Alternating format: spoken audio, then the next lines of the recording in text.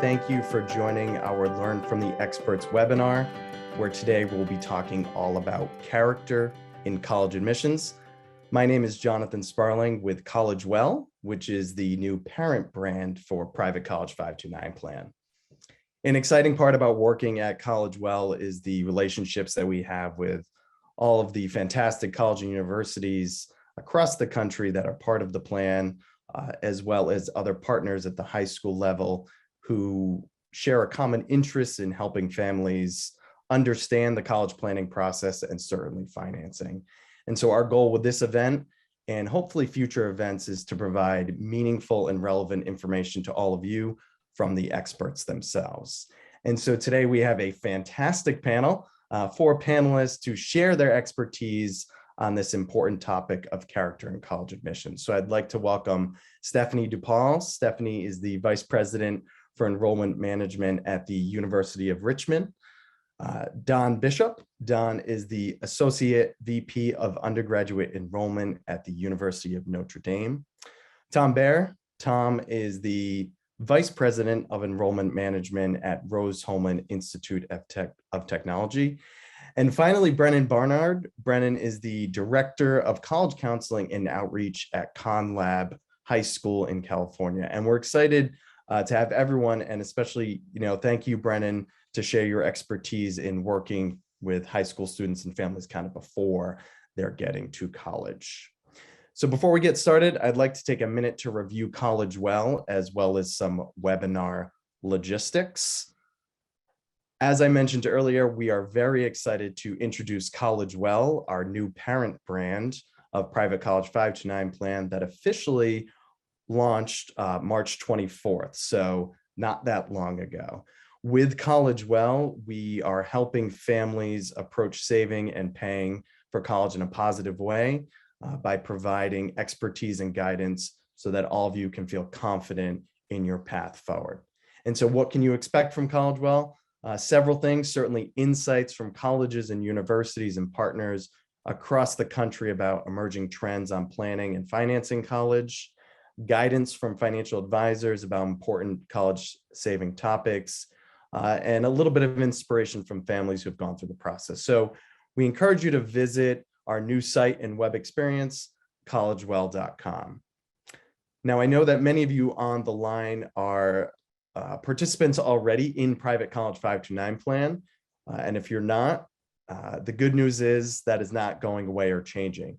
And so for those who are not familiar, Private College 529 is the only prepaid tuition plan that guarantees today's tuition at hundreds of colleges across the US, giving you flexibility and choice, and also making private college more accessible. For families that are looking to kind of keep their options open, this plan is very good. It's low risk and it's a unique college savings solution. And it also pairs very well with your traditional 529 plans. And so, as I mentioned, we have close to 300 private college and universities participating in Private College 529 plan, 3 of whom are represented here on the webinar this evening. So you can find all information on Private College 529 plan by visiting College Well as well. Finally, some webinar logistics. Everyone is on mute and will remain that way through the duration of the session to cut down on background noise. If you do have a question, please enter it in the question and answer panel. We'll do our best to answer all questions. I do want to thank folks who submitted questions ahead of time. Very good questions, kind of right in line with what we were hoping to cover. And so we'll do our best to work those into the conversation. We are recording the webinar and we'll make it available for playback after the session. So don't feel like you have to take notes. If you want to, you certainly can. And finally, if there are any follow-up questions afterwards, please know that you can contact us at any time. All right, so let's get started. So, our session tonight is all about character in college admissions, and there's a lot to dive in when it comes to college admissions, and certainly a lot to unpack. But with this idea of character, it kind of fits into a larger umbrella of holistic admissions. And so I know that many folks on the line are going through the admissions process, either for the first time or maybe the first time in a long time. And things might be different, starting with this phrase, holistic admissions. And so, I'd like our panelists to talk a little bit about holistic admissions and why this is important to colleges. And as families are kind of going through this process, how they should think about this concept of holistic admissions. And Stephanie, if it's okay, I'll kick it off with you. Thanks. Thanks so much. Glad to be here. Stephanie Paul, University of Richmond, go Spiders. So holistic admission is really, it's just the catchphrase we use to say that you are more than any one piece of you, right? That your bright young kids are more than just what they do, where they go, the classes they take, the test scores, the grades, everything. They're made up of many, many things. They're multifaceted. And in holistic review, we're committed to reviewing the whole person. So we're not just looking at spreadsheets and scatterplots. We're not just sorting people by GPA and taking the top 10 on the list. We're looking to see what choices they've made, what stories their applications tell, what their interests are, what their passions are, who they are, as deeply as we can tell and dive into that. We want to consider the whole person because they're bringing that whole person with them to our campus. And so we want to make sure that we're the right place for them to engage holistically when they're here as well. So that's just kind of what we think of when we're thinking about holistic admission. It's a little bit scary of a word, I think, for people because, wouldn't life be easier if there was a simple yes, no, right? Wouldn't life be easier if you as a parent could sit down one night on your computer and figure out every school to which your child would be admitted? But it's more, it creates a more authentic experience, and it creates a better fit at institutions, frankly, when we look at every piece of that puzzle as we're making those admissions decisions. So that's my 2 cents on holistic admission. I'm sure my colleagues have other thoughts. I would add Don Bishop from Notre Dame. When you're looking at the academic performance and the activities and accomplishments of a student, part of the holistic view, you might want to think of it this way. We're also interested in what motivates you. What was it that caused you to make all those accomplishments happen? So it's not just grading or evaluating your accomplishments, it's also kind of engaging you to get a sense for the why. Why did you do this? And in fact, I think one of the most stressful things that students have to do is to write their essays. Most students end up writing reports, just saying, I did this, I accomplished that, here are my awards, here's what I want to do or be. And it's really kind of more of a report than an essay. What I think is wise is when you write your essay, pick a story that you think talks about you and your motivation and say 3 things in that essay before you're done, or at least in your application before you're done with your application. What motivates you? What did you learn from whatever that motivates you? And then how, by going through that experience, has it changed you? And what is your perspective now? Colleges want students who are going to use their institutions well when they come to our colleges to transform themselves. So in what way, what are your motivations? What do you care about? Tell a story about something you did that you cared about, what you learned from doing that, and then how it changed you. And that way we will feel like we've gotten to know you better, not just what you've accomplished. Yeah, I'll just add from the high school side. I'm Brennan Barnard, again, from, as you can see, Con Lab School.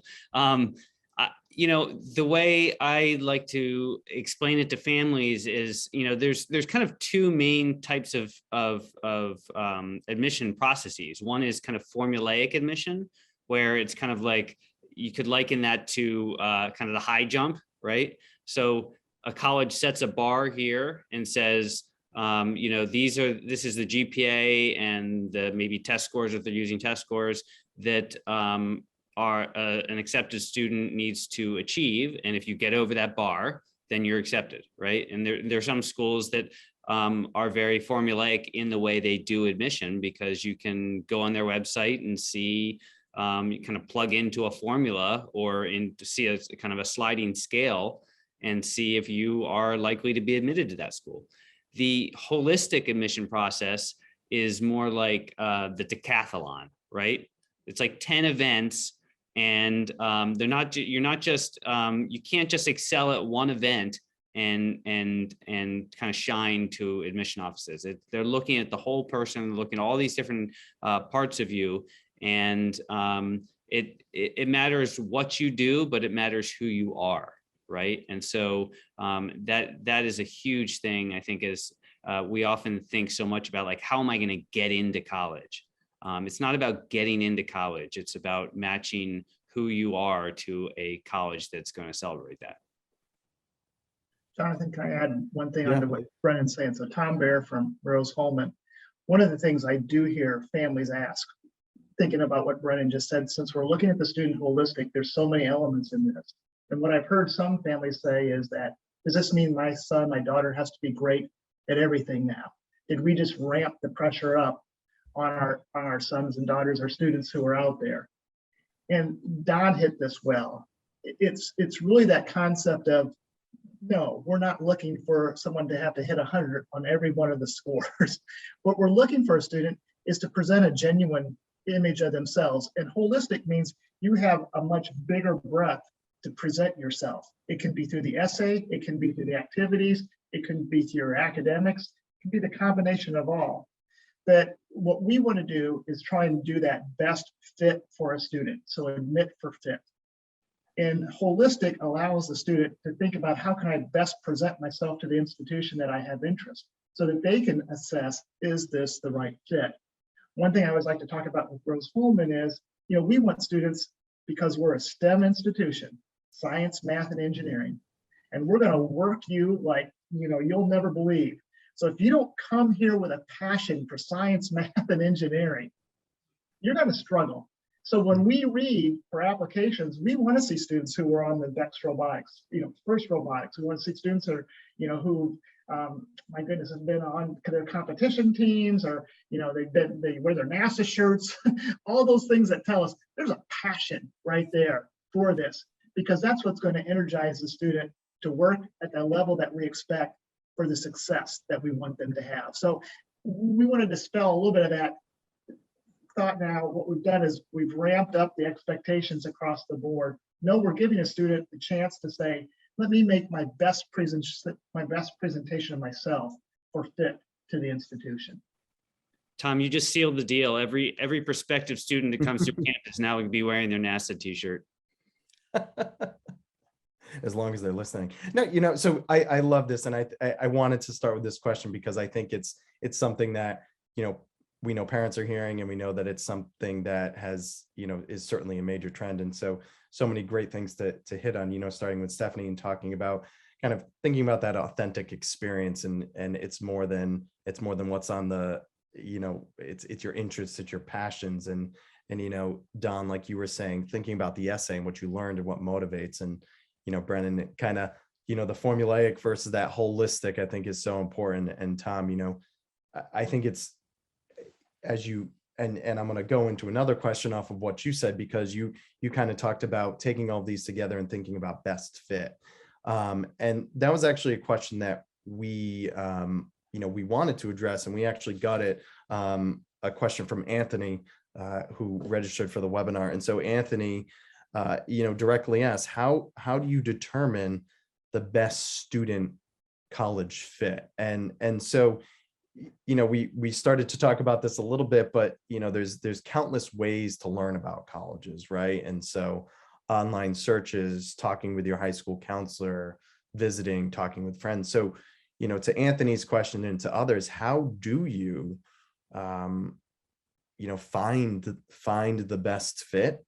And how do you, as you're going through this process, what are some strategies that you can utilize? And so, Brendan, maybe I could start with you. I'm happy to start. And so I think that the foundation of this, and Don touched on this a little earlier, but it's asking why, right? And it's asking to be able to, I actually don't like the term fit that much. I like to use match better, because fit, I think people hear fit and they think, oh, it either fits or it doesn't, right? It either, like, if the glove fits, you must, what was that, the whole must quit. So either it fits or it doesn't, and it's not like that in college. You're not going to find one school that's the perfect fit, right? There is no one perfect school, and so it's finding a number of schools that would be good matches for you. And that all begins with asking why. Like, what do you want out of the college experience? What do you, who are you? Like for a student to understand, they're not going to at 16, 17, 18, they're not going to know all about themselves. But to ask some of these questions, these really important kind of foundational questions about why they're going to college, what they hope to get out of the experience, who they are, what they value. Because if they can understand those things, then the second half of that, the going out to find a school that matches that, actually isn't that challenging. I'll start with that, and I can come back to kind of some ways to find that match, but I'll let my colleagues here add to that. So I'd say just remember that we're admitting for fit as well. So we're looking for fit with our mission and with our enrollment priorities. I mean, just like Tom says, wear your NASA shirt, we're looking for students who are going to fit with the values of our institution. So I know it sounds stupid, but parents, if you were looking for a new job, you probably want to know what the mission of the company is that you're interviewing with, right? You'd read their value statement, their mission statement, and think about whether you fit there. Frankly, kids should do that as well when they're looking at colleges. Read our mission statements, read our value statement, and see if that feels like a fit. Look at what we're highlighting on our webpage. We're highlighting mentoring, we're highlighting undergraduate research, we're highlighting well-being, right? Does that fit with who you are? Because that's who we are, and who our current students are. So, do use those resources, but think about what that says about the institution, and don't try and cram yourself into something that doesn't fit you, right? If engineering is your fit, let me introduce you to my friend Tom. It's maybe not here, right? And that's okay. It's not a value judgment. It doesn't mean we're a better school, a worse school, or you're a better kid or worse kid. It means that our fit is about our mission and what we offer. And your fit is about who you are and your why.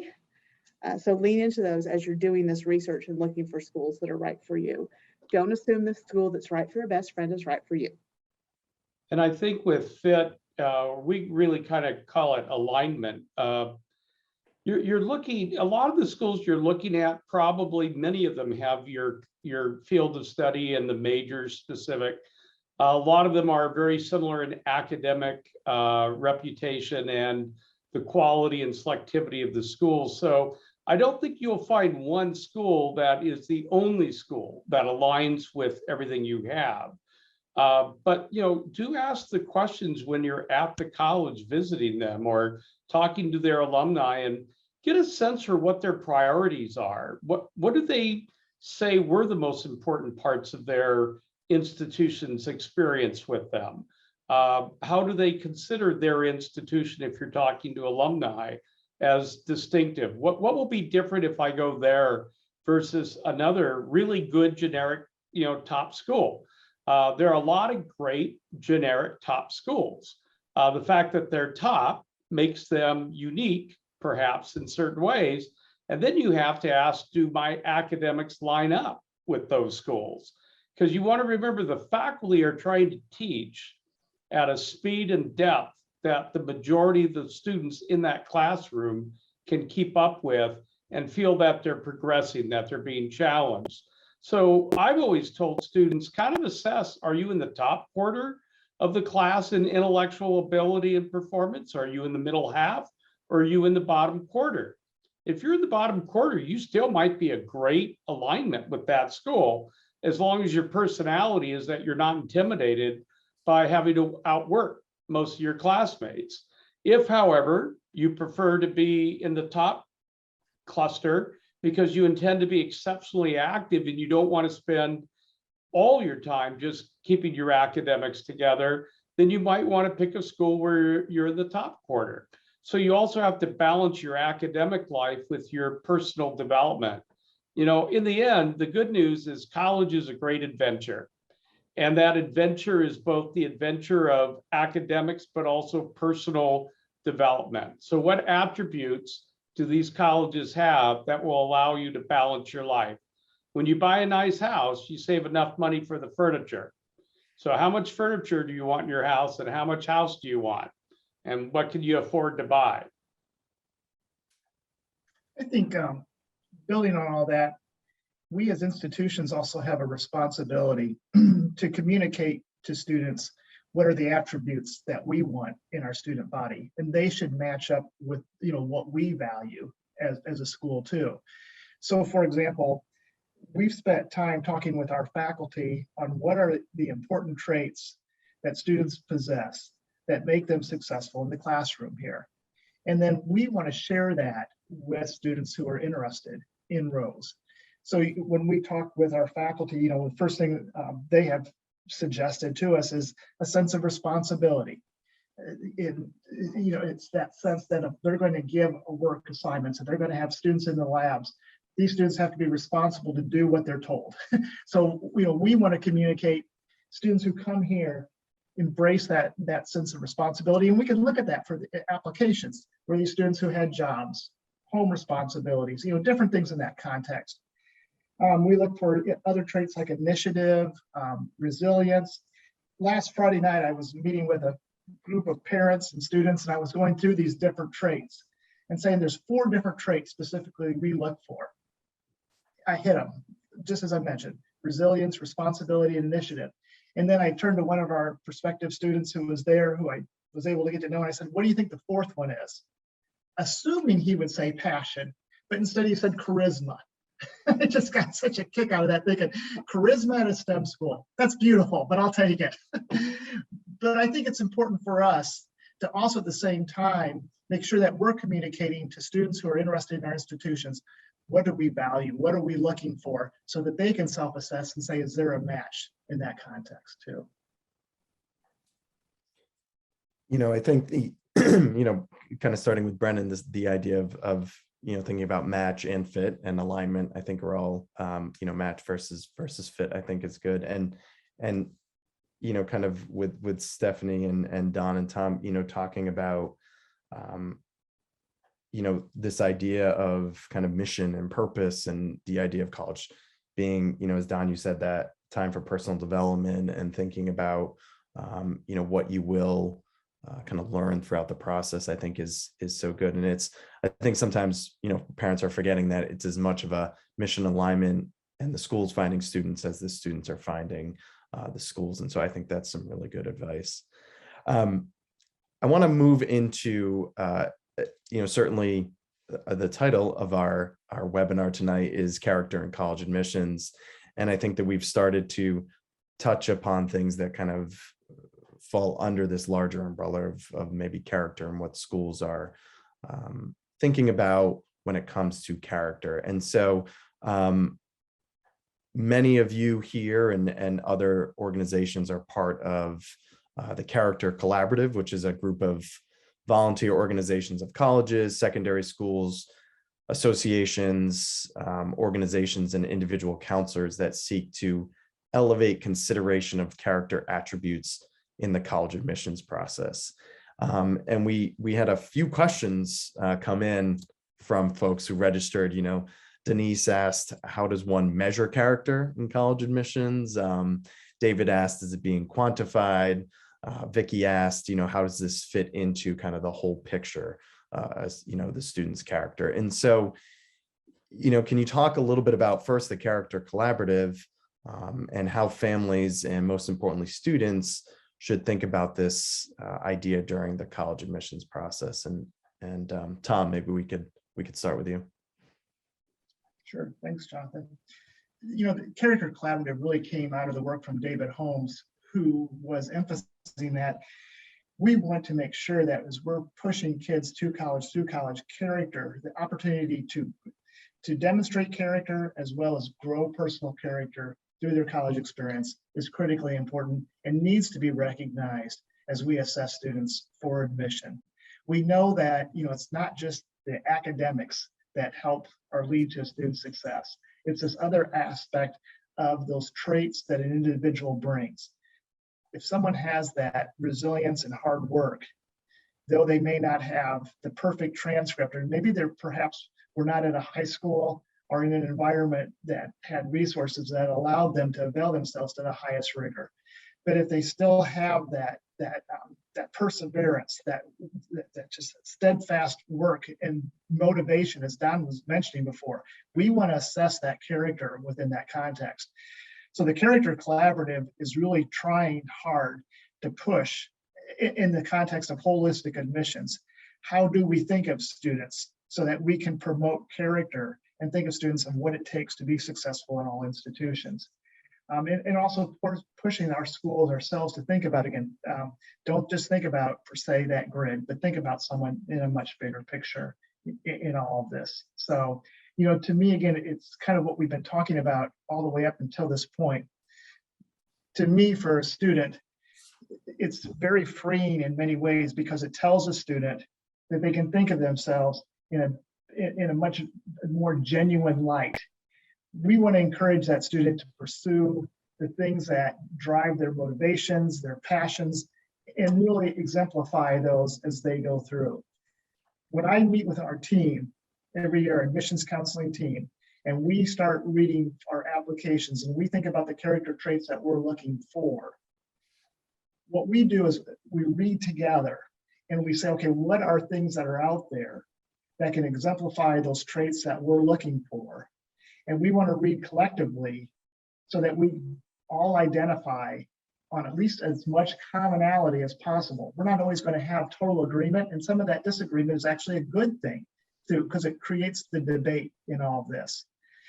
But we're definitely looking at how do we find those aspects. And we have, of course, a whole list of things that say to us, here are examples that a student can present to us that will show us a trait that we're looking for. And then how do we read? We look in the essays, we look in the letters of recommendation, we look at the student activities, we look at the leadership roles, and then we go through a process of triangulation. If I see this popping up in the essay, I see it in the recommendation, I see the student activities, boom, boom, boom. We know this is the type of trait that we're looking for in that individual. I think sometimes students are a little feel awkward talking about themselves and bragging about themselves or even reflecting on themselves. One thing I always tell students, if you're a bit skittish about, you don't want to do just platitudes. Oh, I'm a good person and I believe in all these things. You might want to say that briefly, but again, tell a story that demonstrates to us. It'll be more memorable and it'll be more personal, but also I always say, what would your best friend say about you? Why are they your best? Why are you their best friend? Why did they pick you? And get a sense for how you are seen by others, not just how you see the world, but how are you seen by others? Might be a good instrument to also discuss. At the end, I feel that we do get to some degree swayed by students. We just feel like we know them better than another applicant.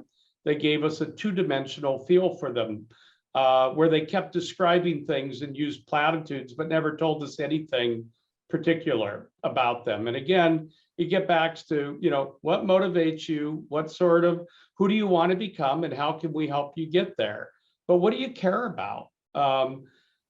I think there's been a lot of the word passion. What's your passion? How passionate are you? It's more important to know what the passion is, not just how much passion you have.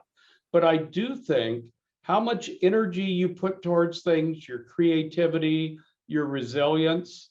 This class, you guys have learned how to be more resilient than almost any other generation of sophomore, junior, seniors, because your last 2 years, you've been forced with a lot of inconvenient learning environments. And how much have you persevered and fought through it? The colleges are also worried, how well have you fought through it? There are students that we're finding in these first 2 years that they didn't learn as much in a Zoom environment. And so the colleges also are going to be there to emotionally and academically support you on letting you catch up for anything you've lost in the last 2 years. But again, what's your attitude about it? Are you willing to engage the challenge and be resilient? So be less boastful, but be more descriptive of who you are and why you do what you do. Yeah, and I'll just build on that because, I think this this experience of applying to college is ideally is kind of developmental experience, right? And it's a time when these are transferable skills, right? Like these are skills that students will need as they graduate college and apply for jobs and things like that.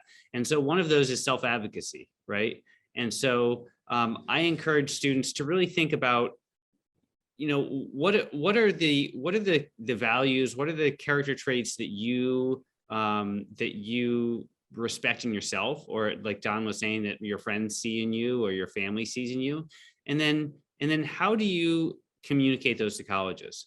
Like, do you share your perspective with the folks that are writing your recommendations and say, this is really important to me. I hope somehow you can find a way to communicate this. Often students approach the college application as kind of this thing that happens to them, right? And instead of kind of taking it from this passive role, like how am I going to use the application to get across the things, the character pieces that are important to me, right? How am I going to, maybe I am really involved in my community, and maybe I take care of my younger sibling after school every day, right? That has to do with who you are as a person and what you bring to a community, and how are you going to communicate that in an application, right? Some students just don't even think, it's kind of part of their DNA, and they don't think to report that or to share that. And so right, you don't need to be boastful like Don was saying, but how can you be proud of the things you've done and who you are, right? And communicate that through an application. I don't know if there's debate about who said this, whether it was Kurt Vonnegut or the Dalai Lama or who else it was, but this whole idea of we are human beings, not human doings. And right, like there's a lot on the application that can seem like, this is what you do, right? This is the club you're in, this is the thing you're in, but who are you as a human being? Because colleges want to know that, and they value that. And so, that's what the Character Collaborative is about. Like, how do we lift up those signals in the college admission process? And right, there aren't a lot of assessments, or some schools have rubrics they develop and things like that, but there's not a good way, and it's something we're looking at as a collaborative, about how can we find better ways for students to report these in the application. But until we do that, it is incumbent upon students and families to find ways to communicate that in the application. Okay, last word, I promise. Also know that we've been doing this a long time. We're not going to add up the number of years on this call. And we know that not every 17-year-old is as fully formed in their, as every other, so we do recognize that character is a formative thing. Not every 17 or 18-year-old will have found ways to demonstrate their commitment to social justice and inclusion, sustainability and stewardship, and that's okay. I think particularly the schools that are here tonight, we recognize that some people are at different stages in their journeys, right? We want to find people who are going to benefit the most and contribute the most on our campus, as Donna's been saying. And that might not be somebody who's fully formed yet. It might be someone whose momentum has changed, who's got that upward swing that we love to see. So don't panic if you've not had to overcome adversity in your life. Don't panic if you haven't received an award from the Dalai Lama. Don't panic about that, right? Be who you are in your application. Be your authentic and true self. Tell us your story, and know that we've read a lot of applications in our lives, and have been able to put all those in some sense of context, right? It's not our first rodeos. I think that's so important to hear, and especially for folks going through the process, families, because we know that it is a family process, going through it for the first time. And some great thoughts on character and how folks can show it, and how students can think about this.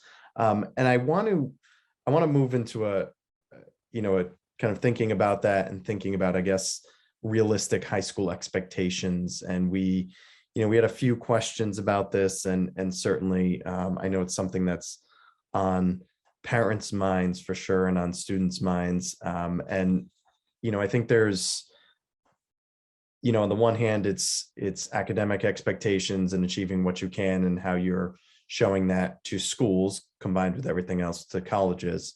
But perhaps also realistic expectations through the lens of extracurricular activities, clubs, organizations, participating outside of the classroom. And Dennis asked the question, are there a top 5 extracurricular activities, clubs, and organizations that a student should participate in? And I know you'll all say no. But I think that is it's a good question. I think people are thinking about it. So, thinking about specifically extracurricular activities and realistic expectations, how or what advice or how do you advise students in high school to prioritize what's important to them outside of the classroom, because we know that the classroom is very important, without burning themselves out? And I think you've all kind of touched on these already, but for that specific, how do you advise students, and how would you encourage students to think about that?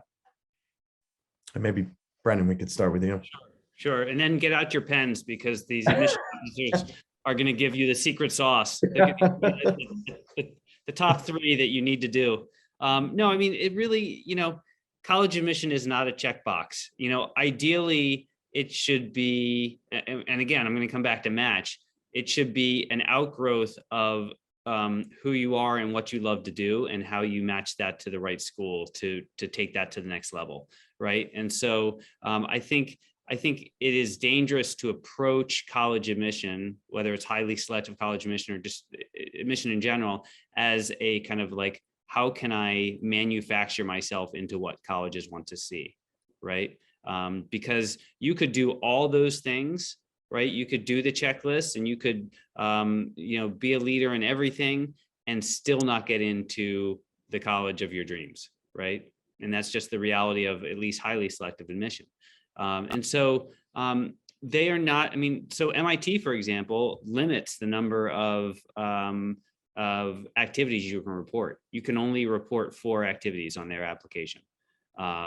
And so that's signaling that they're not looking, and I think my colleagues here will confirm this. They're not looking for a laundry list of the 10 things I did and in school, and then another 10 out of school. They're looking for engagement, right? Meaningful engagement. They're looking for impact. They're looking for inclusion. They're looking for just involvement in community. So that's going to look different for every student, right? One student might be a competitive athlete, and they're in the pool for 40 hours a week, and that's going to limit what they can do in other places, right? So and Stephanie was saying this earlier, like, we're not looking for exceptionalism, and we're not looking for students to do everything all the time, right? And be just these like infallible human beings. So I really think I think it's important that students give back to their communities. There's no like service hours, that number of service hours that schools are looking for, but they are looking for students who care about each other and care about the common good and are giving back to their communities. So what that might look very different for every student. So I'll be quiet and let them weigh in. So I think a lot of it is, as Brendan was saying, the depth of what you do. It's not having 30 things, it's going deeper into a couple things that you really care about. We're often just interested in getting a sense that, do you like to work with others? Have you learned to start working with others? Do you always have to dominate everybody? Or are you willing to be a leader sometimes and a teammate other times? Teammate, not necessarily meaning sports.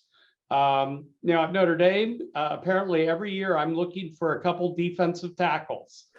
You cannot have enough defensive tackles in American college football. But I also this year was looking for volleyball setters, apparently. So yeah, again, if you have some special talents that might add to a sports team or to a club on campus that's very active. Those are things that also are going to be appreciated.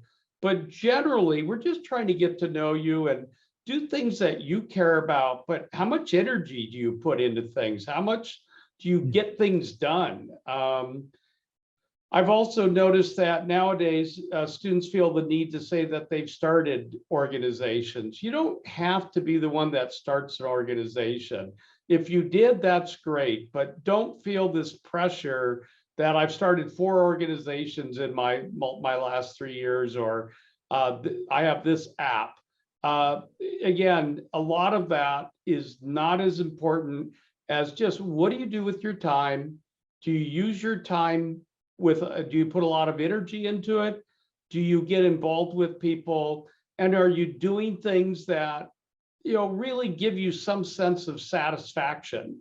Again, we're looking at motivation and drive, not as much whether you're in something that sounds cool. My son's a comedian in Hollywood, and one of my favorite jokes of his is having fun is not my idea of fun. So you all have different views of what's fun. So whatever you think is fun, go have fun with it. Go do that. That might mean physics, right? And Rose-Hulman and those of us with engineering schools will get even more interested in you if you talk about those things, but only if you really mean it. So, and I think we can tell when you are writing about things you really care about. And I think we can also tell when you've hired a company to write with you what you are thinking they want to hear. And I will tell you, we get a lot of applications every year, and reading quite a few of these essays, it's pretty clear who hired companies to hire failed Ivy League graduates. And think of it this way, if this is their job, they're not doing in their jobs what you would hope to do as a graduate of those institutions. And they write very predictable stuff.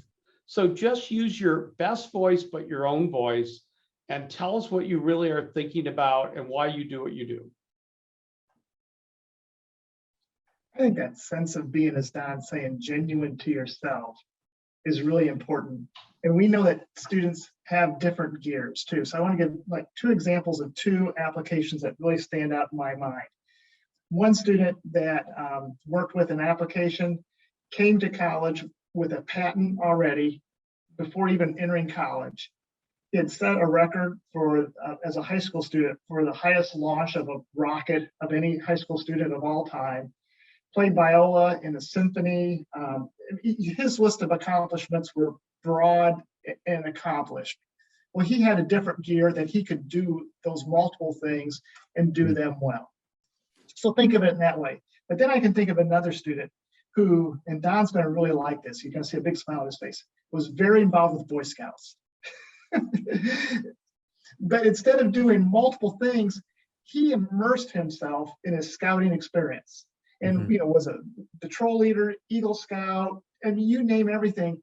And then he decided to take a risk, and he actually left his troop because he had an opportunity that I found to work with another troop of young men with disabilities.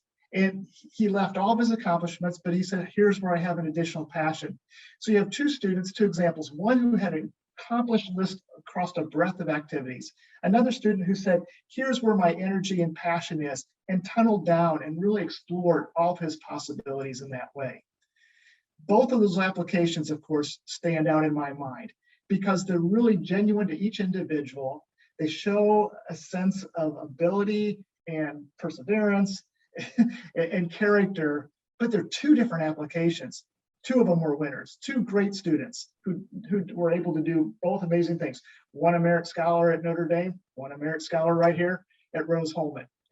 But great kids, but genuine to themselves in their applications. And of course, I did like that Eagle Scout quite a bit too. So, in talking about the realistic expectations, I think we do have an obligation to talk about realistic curricular expectations, because I know there's a lot of pressure on students and families, some self-imposed, some not, about take every AP class offered at your school and do all the extra work and we do try. I mean, we are schools that are competitive in the admissions process, and academics is the kind of the first filter, right? And so we do care about curriculum, but we also recognize there are curricular choices. And when I look at an applicant who is applying because they want to be an art history major, and they chose not to take AP Calculus, I'm kind of okay with that with the art history kid. Did they take AP Art History if it was offered at their school is interesting to me. If it's not offered at their school, did that, what have they done in this area? But I'm not going to obsess on whether they took AP Calculus or not if they want to major in art history, because it doesn't necessarily fit who they are. So we are trying to be realistic. We like students who've taken a regular curriculum, and we do pay attention to what opportunities were available to them at their school. But you're not necessarily gonna get in if you took every single AP class that was offered just because you took every AP class that was offered.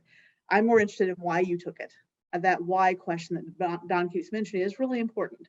And how does it align with overall what your goals are, what your interests are? Yes, push yourself.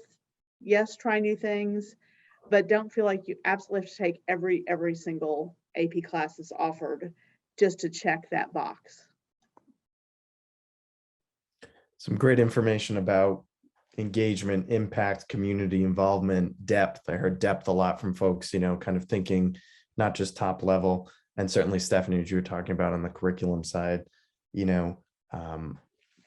AP, sure, but make sure that it's for the right reasons and that it's kind of aligning in what the future might hold for you. So we've got about 13 minutes left, and we've been pretty on track in terms of the questions that we were hoping to get to, and for folks submitting questions, and certainly feel free to keep submitting. One thing I do want to touch on, and it is another trend and topic that's top of mind for families, is test scores. So SAT, ACT, and the idea certainly of test optional. And so this is another trend in college admissions, if we can call it a trend, getting a lot of attention. Schools, colleges deciding to go test optional. And so, can you talk a little bit about what test optional means first, and then why colleges might choose to go test optional, and really what are the implications for students and families who, I guess on both sides, if they find a test optional school but they tested well, so should they submit them or should they not, and kind of, I guess, everything related to test optional that is getting a lot of attention in the news. Don, I haven't started with you, so maybe I can kick it off to you first. Well, I will say that I've been disappointed with how America has been trying to game the system with test optional. It would seem to me that the high school counselors and the families have come to believe that if their test score is below the median of the enrolled class, they seem to not want to submit them. And I think that's unfortunate. I think the SAT and the ACT tests still have value.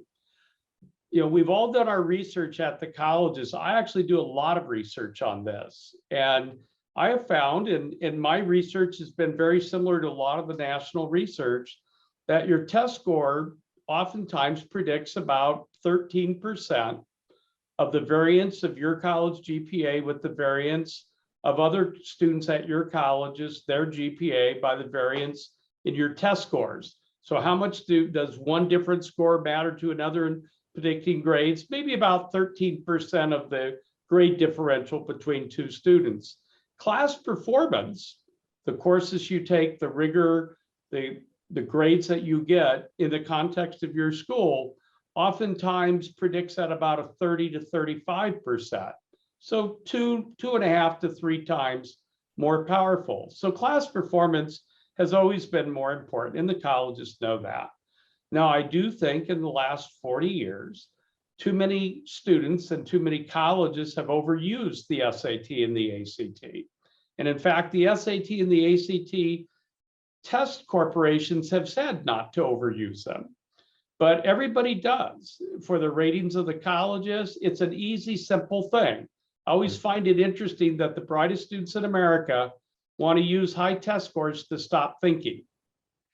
That's not really a good idea.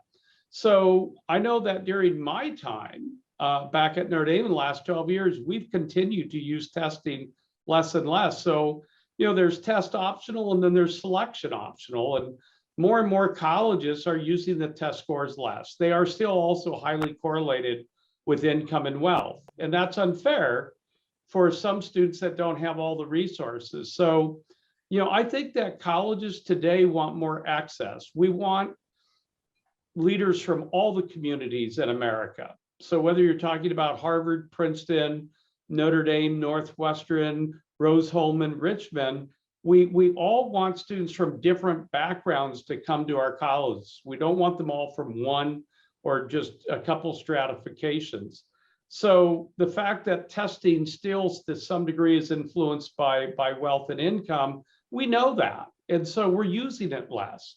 But I do think that the majority of students, if you answer this question, yes, then I think you should submit your test.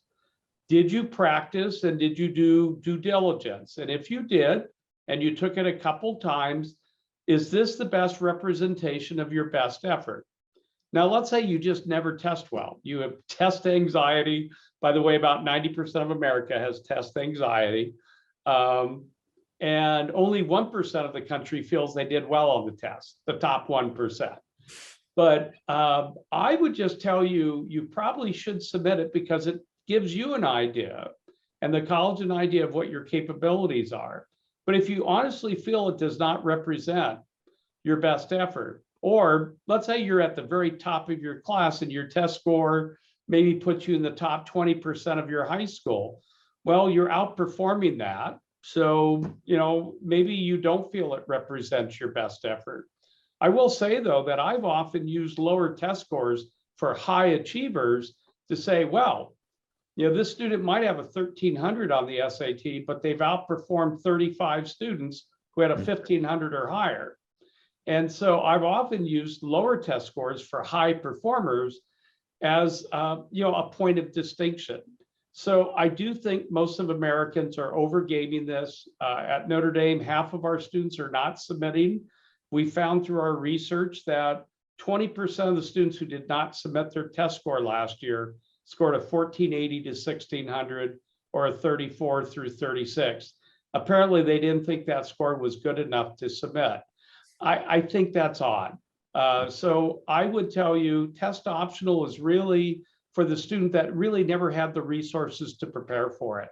But the majority of people should do their best on it and submit it and live with it. And but you do have the option of not reporting it.